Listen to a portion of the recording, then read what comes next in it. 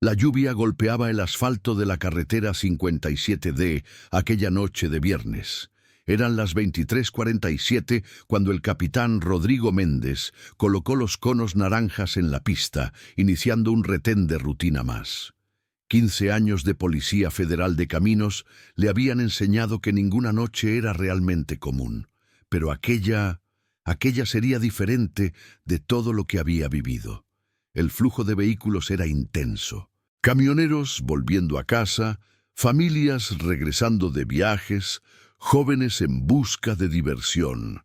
Rodrigo verificaba documentos mecánicamente, su chaleco reflectante brillando bajo los faros de los autos. La rutina era siempre la misma: documento, licencia, prueba del alcoholímetro, hasta que un Civic plateado redujo la velocidad y se detuvo frente a él. El conductor bajó la ventanilla lentamente. Un hombre de aproximadamente 35 años, traje arrugado, ojos rojos, no de alcohol, de llanto. Rodrigo conocía bien esa mirada. Era la mirada de quien había renunciado, de quien no tenía nada más que perder. «Buenas noches. Documentación, por favor». La voz de Rodrigo era firme, pero algo en aquel hombre lo hizo dudar. Tal vez fuera la forma en que sus manos temblaban al tomar la cartera, o tal vez fuera el sobre blanco en el asiento del pasajero con un nombre escrito a mano: Sofía. Oficial. La voz del hombre falló. «Necesito pasar. Es urgente». No había arrogancia en su tono, solo desesperación pura y cristalina. Rodrigo iluminó el interior del vehículo con su linterna. Ninguna botella, ningún indicio de drogas, solo aquel sobre blanco y un hombre al borde del colapso. Lo que Rodrigo no sabía era que, en los próximos minutos, aquel encuentro fortuito en la oscuridad de una carretera desencadenaría una secuencia de eventos que cambiarían no solo 2 vidas, sino varias otras alrededor. Y todo comenzaría con una simple pregunta que estaba a punto de hacer. «Señor, ¿está usted bien?». Rodrigo se acercó más al vehículo, su intuición de policía en alerta máxima. El hombre respiraba pesadamente, las manos aún aferradas al volante, como si fuera lo único que lo mantenía conectado a la realidad. «Mi nombre es Daniel Carvalho». Habló despacio, cada palabra cargando un peso invisible. «Y yo cometí el mayor error de mi vida hace 3 años. Hoy es mi última oportunidad de arreglarlo». Rodrigo hizo una señal a su compañero para continuar el retén y concentró toda su atención en Daniel. Había algo en aquella situación que no encajaba en los protocolos. No era embriaguez, no era narcotráfico, era algo más profundo, más humano. Daniel comenzó a hablar, y su historia brotó como agua de una represa rota. Hace 3 años, era un ejecutivo exitoso, casado, padre de una niña de 6 años llamada Sofía. Trabajaba 16 horas al día, siempre persiguiendo el siguiente peldaño de la escalera corporativa. «Solo este proyecto más», le decía a su esposa. «Solo este trimestre más», le prometía a su hija. Hasta que un día volvió a casa y encontró las maletas listas. Su esposa, Elena, estaba cansada de ser la segunda opción, cansada de criar a Sofía sola mientras él vivía casado con el trabajo. «Elegiste tu carrera, Daniel. Ahora nosotras vamos a elegir nuestra paz», fueron las últimas palabras de ella antes de salir por la puerta. La voz de Daniel se quebró al continuar. En los años siguientes se hundió aún más en el trabajo, intentando llenar el vacío. Las visitas a Sofía se fueron espaciando, primero semanales, después quincenales, hasta que se volvieron mensuales. Siempre había una excusa, una reunión importante, un cliente exigente, un viaje impostergable. Pero hoy Daniel miró directamente a Rodrigo, lágrimas descendiendo sin control. «Hoy recibí una llamada». Sus manos temblaban al tomar el celular de la consola. La pantalla mostraba un mensaje de Elena, y lo que Rodrigo leyó allí hizo que su corazón se encogiera. El mensaje en la pantalla del celular era corto, pero devastador. Daniel, Sofía está en el hospital. Es grave. Si quieres despedirte, ven ahora. Puede ser la última oportunidad. Rodrigo sintió un nudo en la garganta. Padre de 2 hijos, sabía exactamente el terror que aquellas palabras cargaban. ¿Hospital? Fue todo lo que pudo decir. Daniel asintió con la cabeza, tragando saliva. Leucemia, diagnosticada hace 8 meses. Soltó una risa amarga, sin humor. 8 meses, oficial. Y solo me enteré hoy. Elena no quiso contarme. Dijo que estaba muy ocupado construyendo mi imperio para preocuparme por mi propia hija. El peso de la culpa en la voz de Daniel era palpable. Continuó, las palabras saliendo en torrente. Cuando finalmente contestó el teléfono hoy por la tarde, en medio de una presentación para inversionistas, y escuchó la voz entrecortada de Elena, su mundo se derrumbó. Sofía había empeorado drásticamente. Los médicos daban pocas horas, tal vez hasta el amanecer, si tenían suerte. Dejé todo. Salí de la reunión a la mitad, tomé el auto y vine directo desde la Ciudad de México. Son 420 kilómetros hasta Querétaro. Ya llevo 5 horas manejando sin parar. Daniel apretó el sobre blanco contra su pecho. Esto aquí son cartas, una para cada año de vida de ella. Las escribí todas hoy, antes de salir. Cosas que debería haber dicho personalmente. Cosas que un padre debería haber estado presente para vivir con su hija. Rodrigo miró el reloj. Casi medianoche. Después observó a Daniel, los ojos inyectados en sangre por el agotamiento y el llanto, la ropa desalineada, la urgencia desesperada de cada respiración. Por primera vez en 15 años de carrera, se vio en un dilema moral paralizante. Los protocolos eran claros. Daniel estaba visiblemente perturbado emocionalmente, no en condiciones de conducir. El procedimiento estándar sería retenerlo, tal vez incluso llamar apoyo psicológico. Pero aquello no era un protocolo. Daniel obedeció con piernas temblorosas, pensando que su último hilo de esperanza se había roto. Pero entonces sucedió algo que jamás esperaría. Rodrigo sacó las llaves de su propia patrulla. «Usted no está en condiciones de conducir. Entonces yo lo voy a llevar hasta su hija».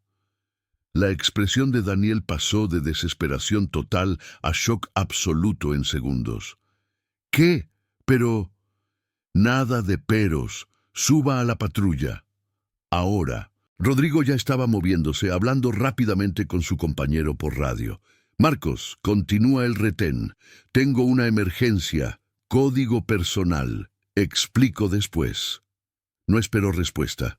Solo entró en la patrulla, con Daniel aún paralizado en el asiento del pasajero. La sirena cortó la noche como un grito de urgencia.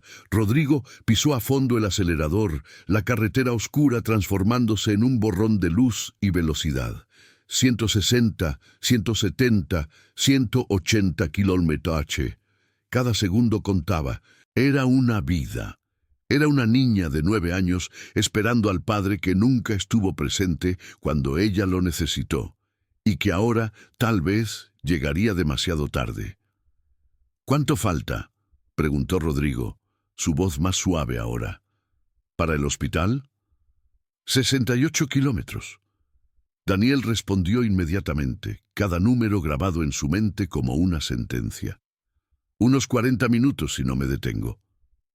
Rodrigo cerró los ojos por un momento. Lo que estaba a punto de hacer podría costarle su carrera, pero también sabía que algunas decisiones trascienden manuales y reglamentos. «Señor Daniel, va a tener que salir del vehículo». La voz de Rodrigo era firme, profesional. Daniel palideció, el pánico inundando sus ojos. «No. Por favor, oficial. Mi hija. Salga del vehículo, ahora». Rodrigo repitió, abriendo la puerta del conductor.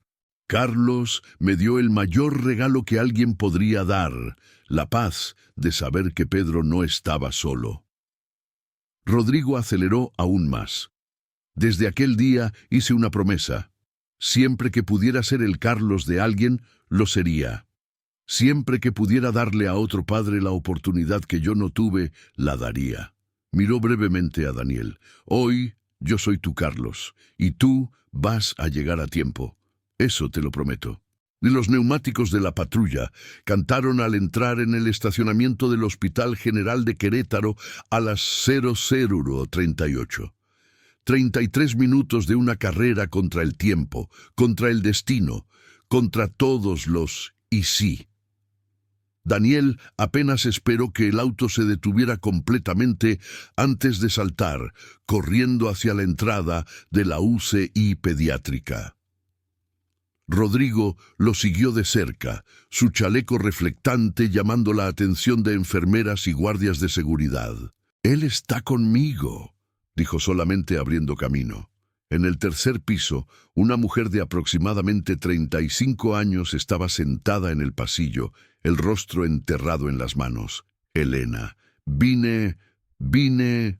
Daniel jadeaba, las palabras mezclándose con sollozos. Elena levantó el rostro, sorpresa dando lugar a una emoción demasiado compleja para nombrar. Ira, alivio, dolor, esperanza, todo al mismo tiempo. Habitación 304. Fue todo lo que dijo, señalando con la mano temblorosa. Daniel no dudó. Rodrigo se quedó atrás, observando mientras el padre finalmente cruzaba aquella puerta. Lo que sucedió dentro de aquella habitación en las siguientes 3 horas cambió a Daniel para siempre. Sofía estaba despierta, frágil, pero consciente. Cuando vio a su padre, sus ojos se iluminaron con una luz que la enfermedad no había podido apagar. «Papá, viniste». Daniel se arrodilló al lado de la cama, tomando la mano diminuta de su hija en la suya. Daniel sostenía el sobre con fuerza, incapaz de procesar lo que estaba sucediendo. «¿Por qué está haciendo esto?».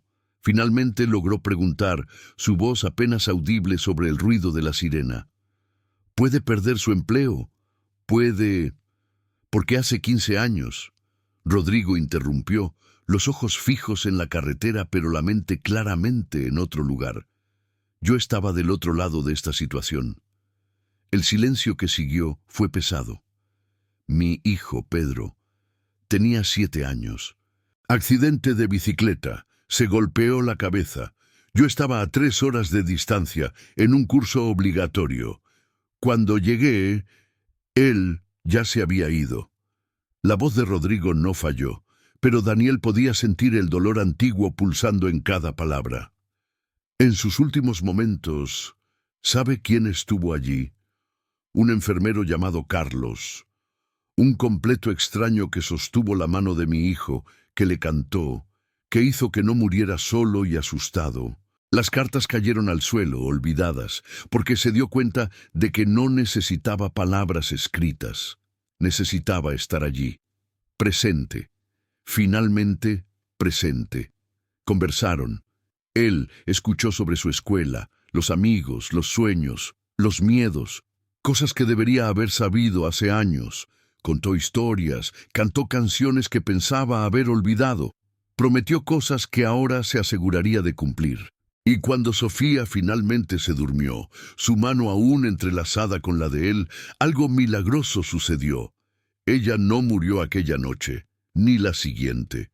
Los médicos, sorprendidos, notaron una mejoría inesperada. «A veces», dijo la oncóloga, «la voluntad de vivir es la mejor medicina que tenemos». Sofía había encontrado un motivo para luchar, el padre que finalmente regresó.